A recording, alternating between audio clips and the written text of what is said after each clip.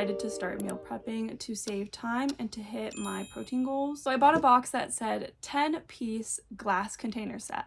And I was like, perfect, that's what I need.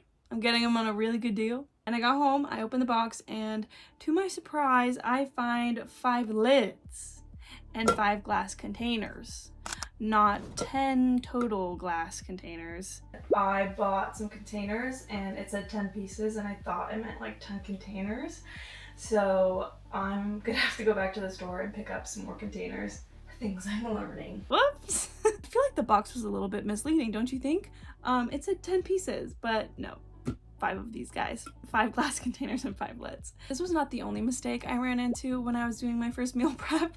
I thought I would share with you what I have now learned through my first few meal preps and how it could be easier for you as well. This way you guys can learn from my mistakes and you don't have to go through the same mistakes I did. It's gonna save you a lot of time. It's gonna save you a lot of money. It's gonna save you a lot of energy. Let's get into it. The reason why I even decided to start meal prepping in the first place, honestly, you guys, I wanted more time to do my own projects and not worry about like cooking every single day. And I had this feeling like I felt like I was always falling behind. When we would be eating would be like super late and I was trying to make these complicated recipes. Also, I never had time to like calculate how much protein we were actually eating or how many carbs we were actually eating, and this has always been on my mind to do, and I always see cool recipes to do with meal preps.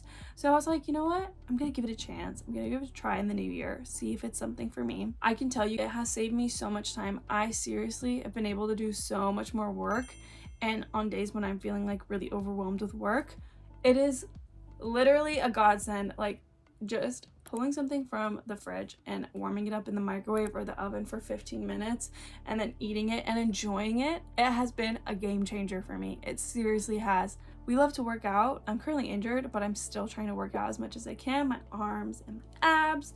And my boyfriend does boxing like 5, 6, 7 times a week almost. I really wanted to support our health and fitness goals, and this was the best way for me to do it while still working on my own projects. I'm also going to share 3 of my top favorite recipes that I found from meal prepping, and I'm gonna walk you through it. They're high protein, low calorie as well. Okay, mistake number 1. Thinking you have to cook your entire week's food all on Sunday.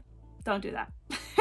I learned it the hard way. By Thursday or Friday, I realized that having beef or chicken in the fridge for longer than 4 or 5 days is actually not a good idea. Like, it's not safe to eat chicken after 5 days, you know? And it also starts to taste a little funky.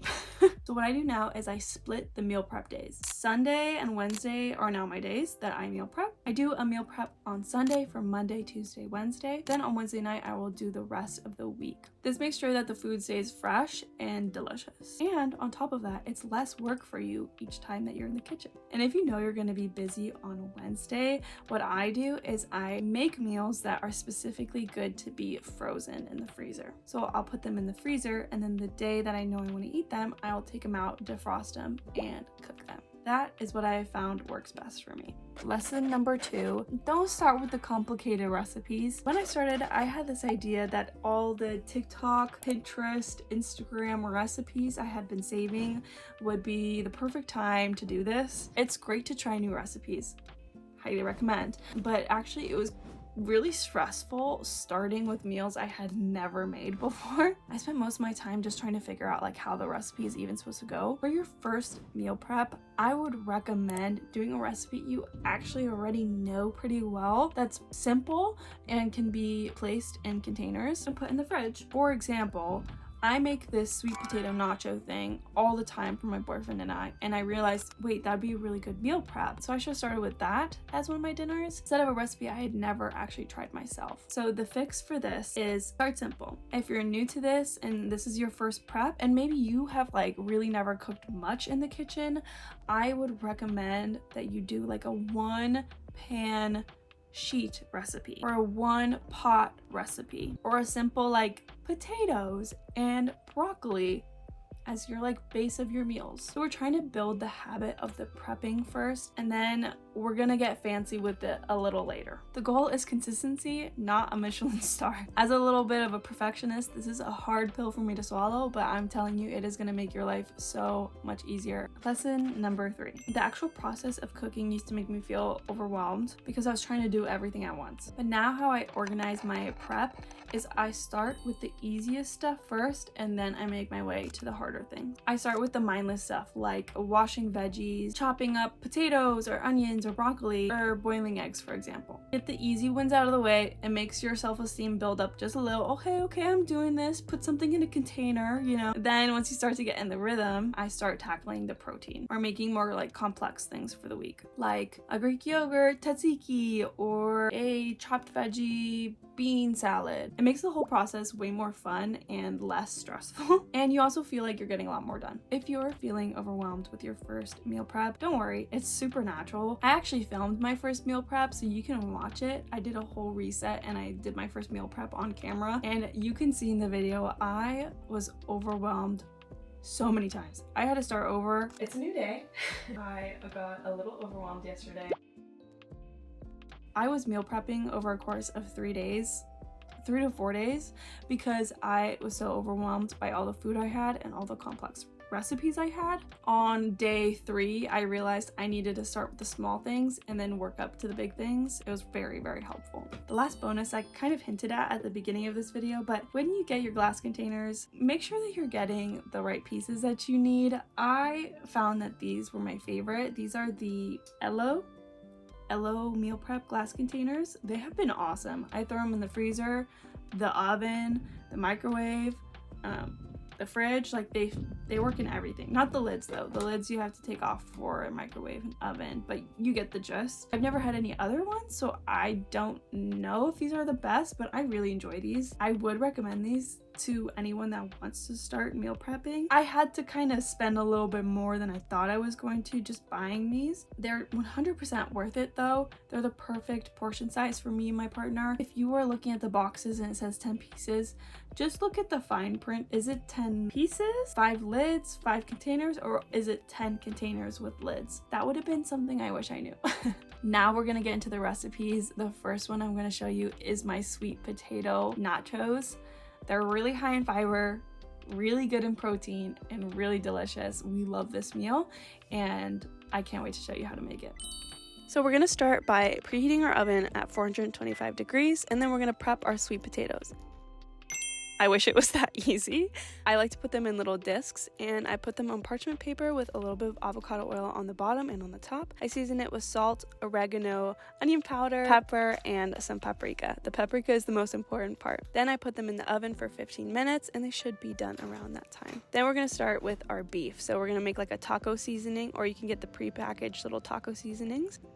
And I like to add this, I don't know how you say it, but Worcestershire sauce. Rinse some black beans, put sweet potato, black beans, some cheese, then our beef on top. To reheat this, I put it in the oven at 400 degrees for about 5-10 minutes, or you can microwave it to warm it up.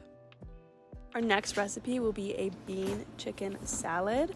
My friend Noosh, and actually my old roommate, introduced me to this recipe, and it's been on repeat for us because it's so easy and it tastes so fresh. I'm starting off by cutting up some bell pepper and then cucumber. I have a little tomato I added in there, any veggies that your heart desires, and I also cut a lemon in half.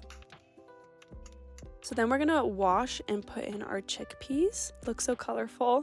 And then we're gonna add our great northern beans, rinse them and put them in there. Then we're gonna add some Greek yogurt, cottage cheese, salt, pepper, garlic, whatever your heart desires, season it up. I love to add pesto to this, the vegan pesto from Trader Joe's, and also some lemon. I put some rotisserie chicken in there as well, and I mix it all up and you're good for the week.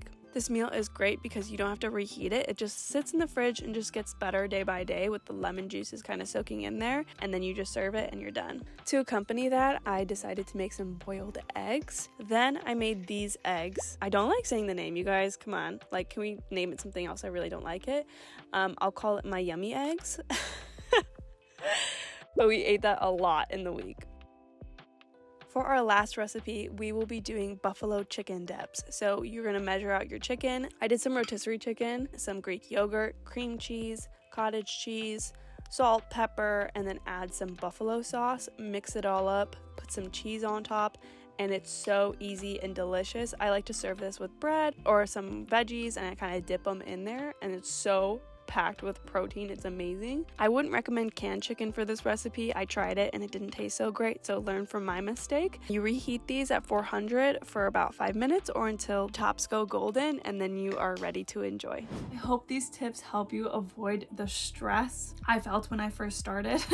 Remember, don't try to be perfect, and whatever you can get done is gonna be amazing. If you try any of these recipes, please let me know in the comments. Instagram, you can tag me, or TikTok. Thank you so much for watching. I hope you loved this video. If you love this video, you probably would love my reset video, so it will be the first link in the description. Next Sunday, I'm gonna be showing you a ab workout routine for people that are injured, or if you just wanna get shredded. Make sure to stay tuned for that video next Sunday. And thank you again so much for watching, and I'll see you next week.